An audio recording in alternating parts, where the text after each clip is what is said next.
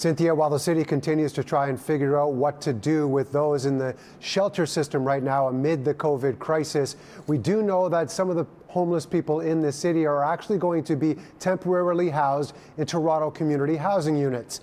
And that has those currently living in those buildings a little worried. Rosemary Mariaseelan has been living with her mother in this Regent Park walk-up for a month now. She wanted to be there by her side while she stayed at home through the pandemic. But something strange started happening in the Toronto Community Housing building last week. They've been taking, just any, leftover furniture and items out, and then they've been repainting the empty units.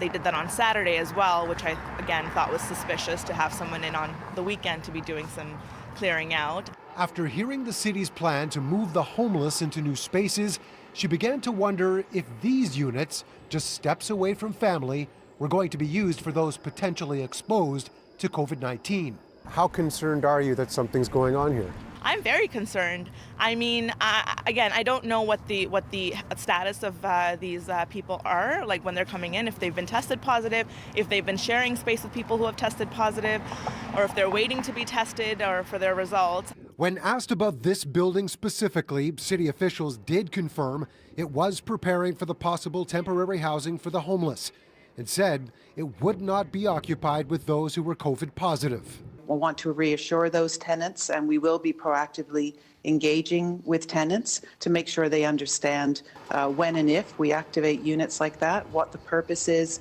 who the people will be coming in to stay in those units. We are making sure we make good housing connections. We're using our coordinated access process, which assesses eligible clients, and making sure that we're able to match the appropriate level of support. Mariaseelan, though, says that's still not enough when there's no telling who has shared what space before now.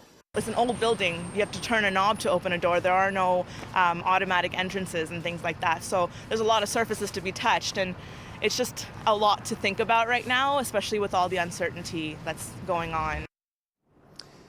Toronto Community Housing has told me that 82 units in 4 Regent Park buildings are actually being prepared for the possibility of the homeless moving in temporarily.